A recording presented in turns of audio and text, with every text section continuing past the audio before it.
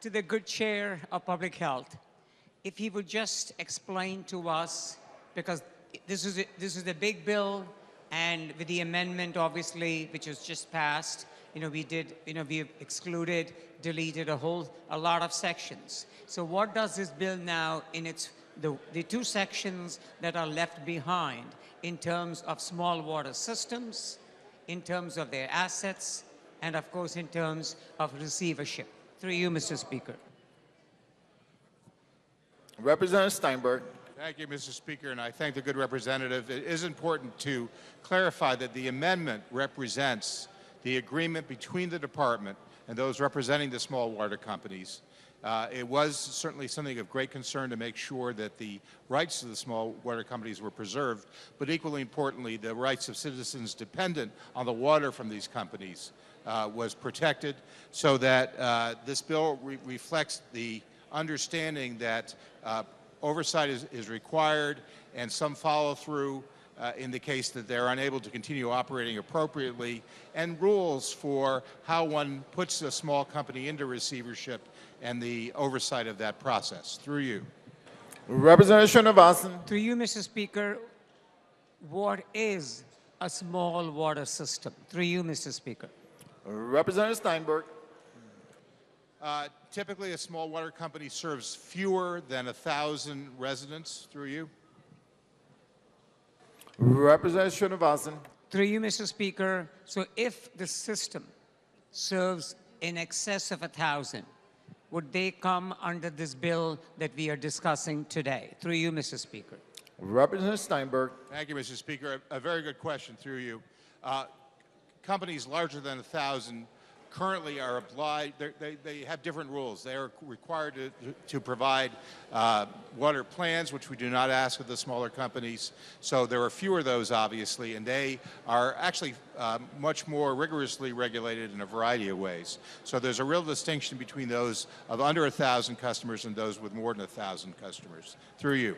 Representative Srinivasan. Through you, Mr. Speaker, the regulations are not as stringent as the good chair told us, for the smaller companies, so the smaller water systems. So through you, Mr. Speaker, are both the small water system and the large water systems that we have, are they both regulated by DPH? Through you, Mr. Speaker. Representative Steinberg. Thank you, Mr. Speaker. Through you. Yes, they are both regulated, but as the good representative pointed out, in somewhat different ways, depending upon their size and the number of customers they serve. Through you. Representative Srinivasan.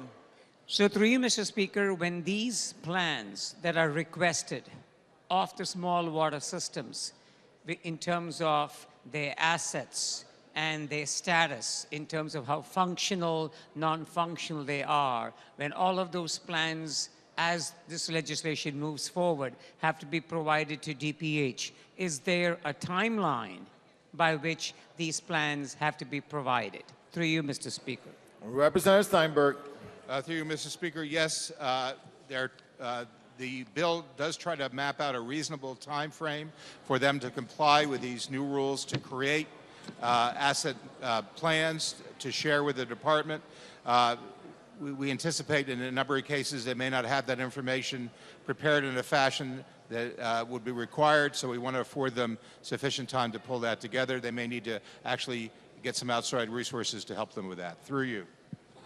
Representative Srinivasan. So through you, Mr. Speaker, in the plans that need to be provided to DPH, so that we are clear of what is it that we are asking of our small water systems. A, as I understand it, it is their assets, the capital assets, and B, the structure, the physical structure of the plant itself. Through you, Mr. Speaker. Representative Steinberg. Through you, Mr. Speaker, I believe that's correct. Through you. Representative Srinivasan. And through you, Mr. Speaker, in terms of imposing penalties by DPH, through you, Mr. Speaker, if the good chair could explain to the chamber as to what is the process by which DPH will impose a penalty to the small water systems. Through you, Mr. Speaker. Representative Steinberg. Thank you, Mr. Speaker. Through you, an excellent question, because this speaks to the heart of much of this bill. There is a process that's very deliberate, which gives ample opportunity for the small water companies to deal with problems, the first thing DPH must do is notify them of violations so that they should understand chapter and verse of where the problems are, and then they're afforded an opportunity to correct those problems before any civil penalties would be instituted. Through you. Representative Srinivasan. And through you, Mr. Speaker, when these penalties are imposed, is there an appeal process? Through you, Mr. Speaker. Representative Steinberg. Thank you, Mr. Speaker. Through you, yes, that's another good question. We felt it was very important that if they disagreed with some of the terms of the violation, there would be an appeal process. So that is included as part of the process. Through you. Representative Srinivasan. Through you, Mr. Speaker, as the good chair had mentioned, that the original bill had parts that were not, all of us were not agreeing upon, but the bill as amended, is a bill that is acceptable to everyone because it basically addresses the concerns of the small water systems. It gives DPH the authority to be able to look at these systems so that they are safe. And if DPH realizes or feels that these issues need to be addressed, have the capacity to impose fines, and we are fair, that there is due process. There's an appeal process available because there's always two sides to every coin.